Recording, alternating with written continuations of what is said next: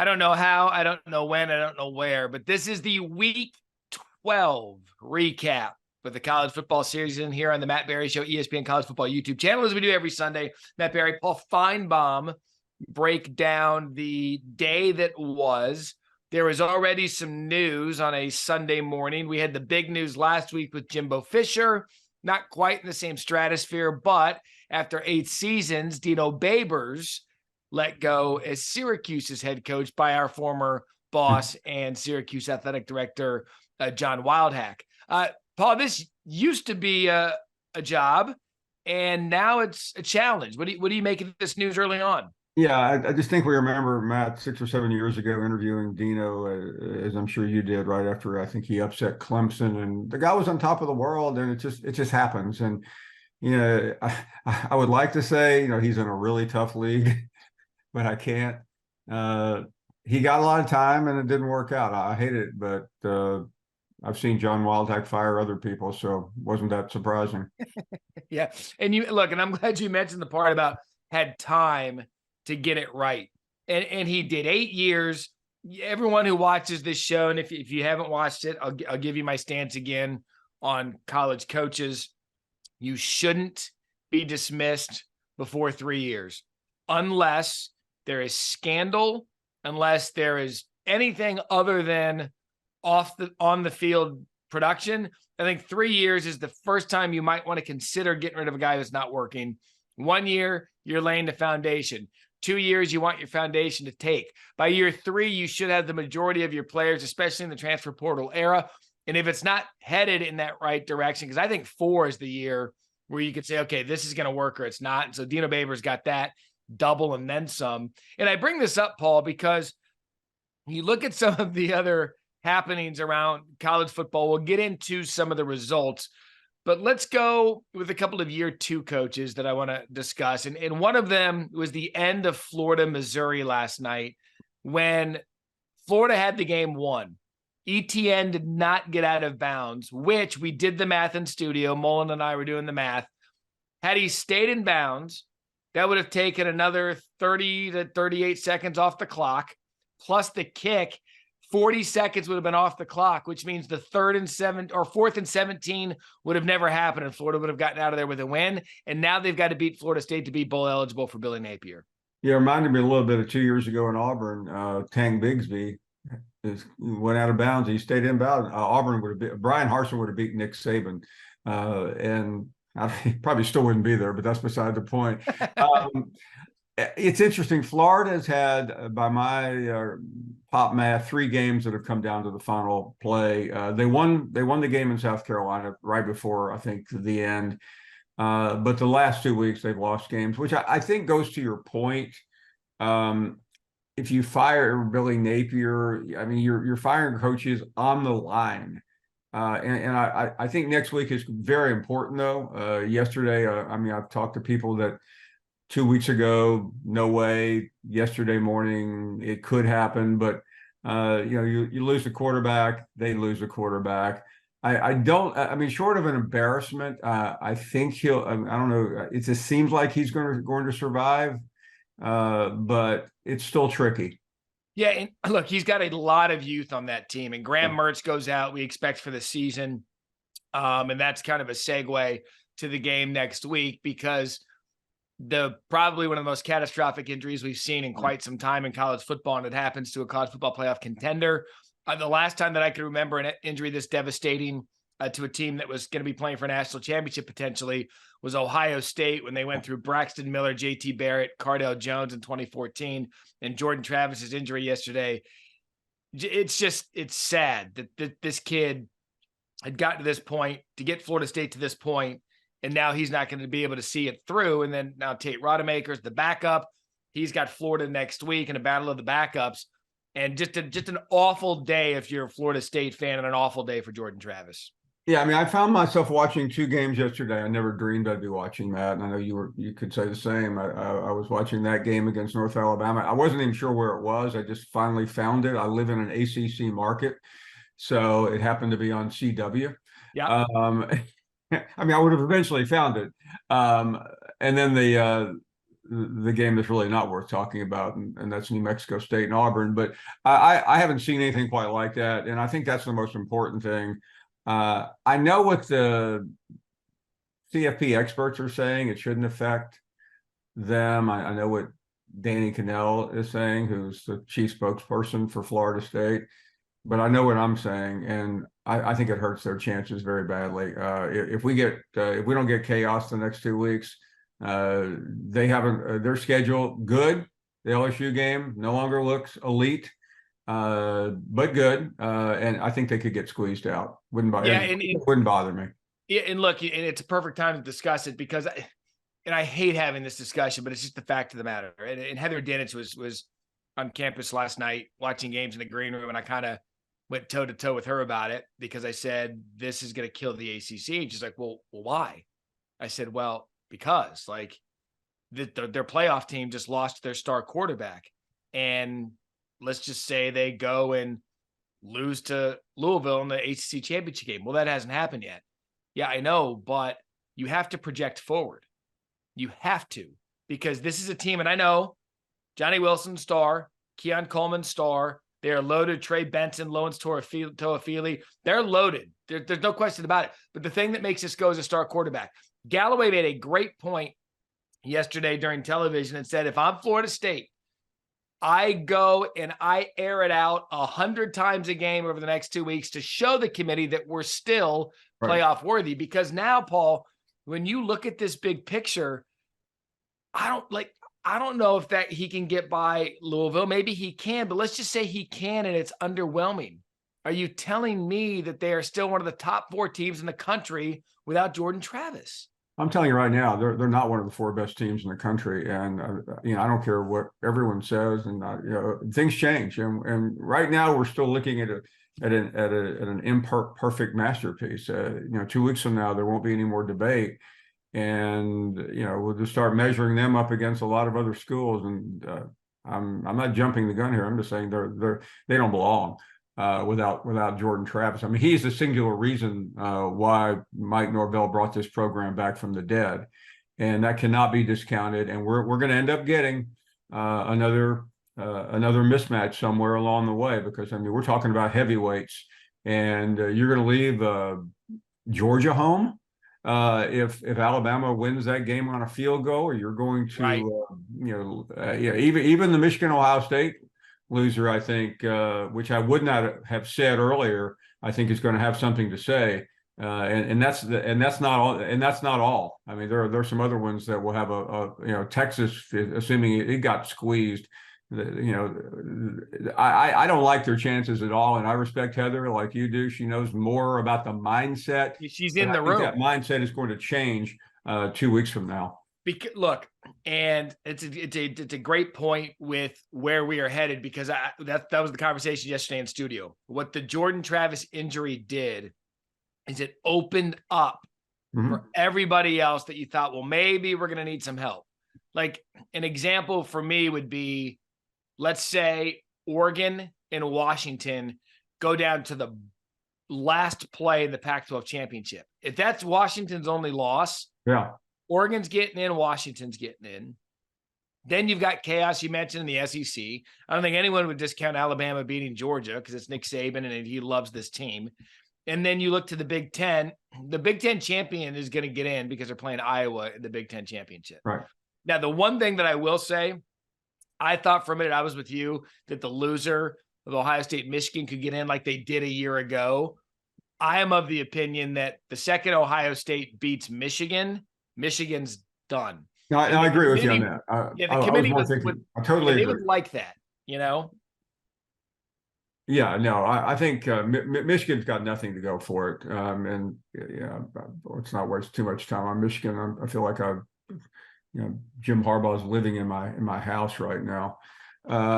But I think again, I'm not, it's not a critical issue yet, but it's about to be. But you said the most important thing I heard. And by the way, it counters what I said about Billy Napier.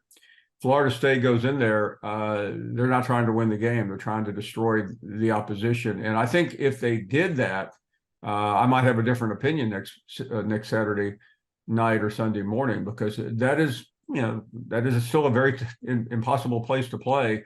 And Florida has been good, except one day in that place. So that's a big game, and it's a big game for them to dominate too. For numerous reasons, because Florida still needs to get bowl eligible. And I don't know who would have thought that at the beginning of the year, that Florida was going to be fighting for bowl eligibility in the final week of the regular season. You touched on, let's get the Michigan stuff out of the way. So there's some other storylines I want to pick at.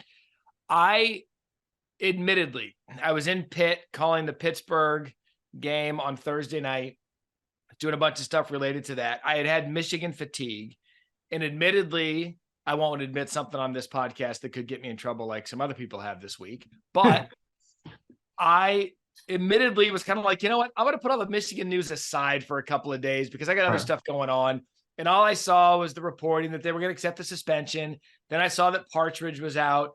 And then I started thinking, well, I literally wanted to pick up the phone to Pete Thamel and be like, hey, what does all this mean? So I know you were in it all week. Can you tell me what this means? The Harbaugh accepting the suspension, firing Parts. What did all this mean last week with Michigan? Yeah, I think what it means is that all the bravado was for nothing. And I'm not looking for any more food fights with washed up wrestlers and others. But the point being, Michigan lost. I mean, I literally saw somebody, a respected person, not just some idiot. I mean, one of the top people in the college football digital / reporting column frame report on Thursday afternoon. This is a win-win for Michigan. I mean, that is the most untrue statement I've ever seen. This was a loss, a colossal loss for Michigan. It got worse with the news of Partridge. It got worse as the day went on. And I still haven't completely digested what Bruce Feldman said yesterday, but he has been the one person all year, Matt, who's been calling things. He called Jimbo's departure in September. This guy is plugged in. I know that's not a popular thing to say when you work at the Worldwide Leader, but he is. And he reported on Saturday that there's some talk that Harbaugh could be suspended for the entire 24 season. If an ounce of that is true, this is a complete and utter disaster for the University of Michigan, because there's so much discovery that the NCAA has already uncovered that doesn't necessarily equate at all to what the four horsemen of Notre Dame PR have been saying. And I think it leads many to believe that Harbaugh will look for any exit he can. It will stop them from giving him the extension. It doesn't mean that much for today, but it means a lot for tomorrow. Yeah, and I'm okay, because as I was looking at it and not really diving in, which I plan to do this weekend because it's leading into the biggest game of the year between those two. To me, the very surface level of this, Paul, it looked as if Michigan was like, holy, they found stuff. And rather than fight it, because this whole time it's like, we're being picked on. We're the victim. We didn't do this. We didn't do that. We're going to fight it. Free Jim Harbaugh. Well, how do you go from free Jim Harbaugh, we didn't do anything, we didn't do this, to accepting the suspension you were going to fight, firing a coach? All of this was in the matter of 24 hours if you didn't do something. Well, this is very much like politics today, Matt. Just attack the messenger. It doesn't matter what's true, what's not. And that's the one thing that Michigan fans have been effective at, is just trying to smear anyone who at least dares to look at this objectively. And I'll be in Auburn Saturday. I don't know if I really could. I mean, I'd love to be at this game, but being around that fan base right now, I mean, they're an angry mob, and they have no reason to be. Yeah, it's look, and we'll see this play out. And ultimately, we had our first top 6 on college football final last night, and I had Michigan out of the top 5, woke up to a bunch of hate tweets about that. And if we just go based on the field, you still can't tell me who Michigan's played. They've played Penn State. Their second best one is Rutgers. I mean, so you like on the field, I get it. They're dominant. They have no throwing game right now. JJ McCarthy's been struggling. So even the football aspect of it right now hasn't been great. But as it does every year, it's going to play itself out. And I'll have And Matt, tell me this: without Harbaugh or without maybe the benefit of the signs, this does not look like an elite team right now. If you look based on post-sign revelation, I mean, it has not been great. But if they go out next week and they thump Ohio State, sure, they're gonna beat Iowa, unless Iowa, finds some quarterback hanging out, on the side of the street, an offensive coordinator that can call plays. They're going to win the Big Ten championship. And so this is going to play itself out. But it's really been a fascinating story to break down, because I can't remember the last time we've had a program in this type of power position during a season go down this spectacularly off the field. Yeah, the only point of reference is really Auburn in 2010 when the Cam Newton story broke around the same time. It was settled by the week of the SEC championship game. Settled might not be the best way to describe it. It was pushed under the rug. Okay. That point taken. They just do things different in the SEC. Speaking of the SEC, you glanced at it, and it's not going to get much attention. We had it on College Football Final and a brief highlight of it, but I was very impressed and have been with what Hugh Freeze has done year one at Auburn, because it was left in such a nasty spot with the Brian Harsin departure. Got them bowl eligible. You're thinking they're going to move to 7-5 against New Mexico State, who was a good team last year, has been fighting a little this year. But Paul, that wasn't a loss to a team that you paid $1.8 million to.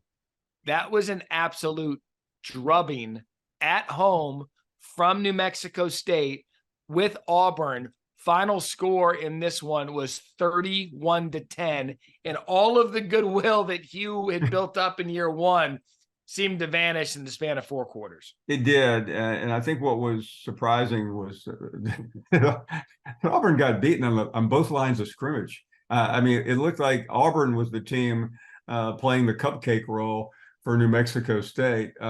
Having said all that, and I'll never forget 2007, Matt.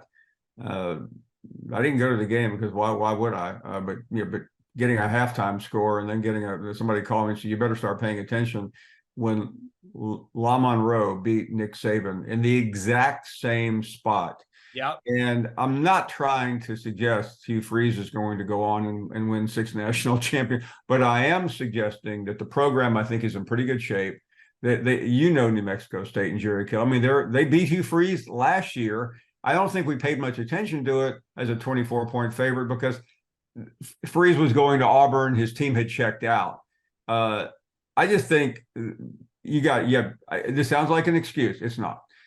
You got young guys who just simply don't care. They're not listening to the coach when he says this is a good team. They're thinking about, getting their friends tickets for the Iron Bowl.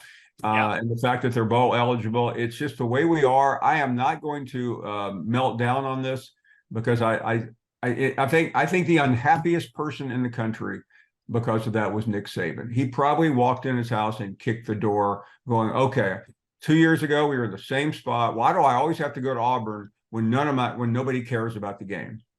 Yeah. And it's a great point. And it's a great, not analogy, Sunday stupid, but that's a great comparison point with what happened to Nick Saban in year one at Alabama when he had that loss. Look, by the way, the line's already moved from 10 to 14.5. See, and that's what happens. And Hugh Freeze, we both like him. We both know he's a really good coach. There is going to be growing pains in a rebuild. And I get it. The Auburn fans are beside themselves this morning. Look, calm down. Just give it time. Like you can't get so irrational over everything so quickly. Hugh Freeze is going to get that thing going. You and I both know it, but you're right. Now you think he's got this team's attention now going into Iron Bowl week? No, I mean, they're not I would say this Auburn team is better than the one 2 years ago that led Alabama 10-0. And by the way, that was a good Alabama team. Bryce Young was on his way to a Heisman Trophy. They beat Georgia in the SEC championship game. So that wasn't like, one of Nick Saban's worst teams like we thought this team was. So I also don't want to tell you, Matt, having covered that game for 40 years, that anything can happen. But Auburn's nowhere near Alabama right now. But I don't like, for Alabama, everything that could go wrong has gone wrong. They won big. They had a banner day. Their fans are already looking ahead to Georgia. They'll hear throw out the record books and all the great Iron Bowls. But Nick Saban, Jordan-Hare Stadium has been his Waterloo. Yeah, and rivalry weekend, anything can happen, and I don't know that it'll happen this next weekend, but we've seen crazier things. And Paul, you certainly know that rivalry better than anyone. I do want to head out west because the biggest storyline during the week, after Jimbo Fisher got fired, dust settled, reports started to emerge that Chip Kelly was going to be fired as head coach of UCLA following the USC game. Well, I don't know if people watched the USC-UCLA game. And even Dan Mullen fired it out on Twitter. He's like, are we sure we have the right coach on the hot seat? Way to go, Dan. I mean, USC 7-5 with top 3 talent, with one of the best quarterbacks we've seen in college. They got absolutely pummeled this week and pretty much the rest of the back half of the season. What a disaster for Lincoln Riley in year 2. I don't know when I've seen a worse coaching job by anyone than Lincoln Riley this year. It's a complete disaster. And quite frankly, he ought to pack up. I don't know. I don't really see what his path is moving forward. He blamed everything on Alex Grinch. They haven't been any better. They've been worse. I mean, maybe Lincoln, you ought to look in the mirror. Maybe you're just a total fraud as a coach. Maybe you just lived off of a couple of Heisman winners, and what Oklahoma did for you, and all the people in Oklahoma who were heartbroken 2 years ago and who never thought they'd get over that blow off. They're over it now because Lincoln Riley is nowhere near the coach that we all collectively tried to make him out to be. And have you ever seen a college season ruin more than what Lincoln Riley did for Caleb Williams? I said this a year ago right here that I thought it was really a shame that Bryce Young had such a terrible senior, final year. It wasn't his senior year, but it was his final year. He lost 2 games. What I should have said is, what a terrible rookie season he's having in the NFL. But I did.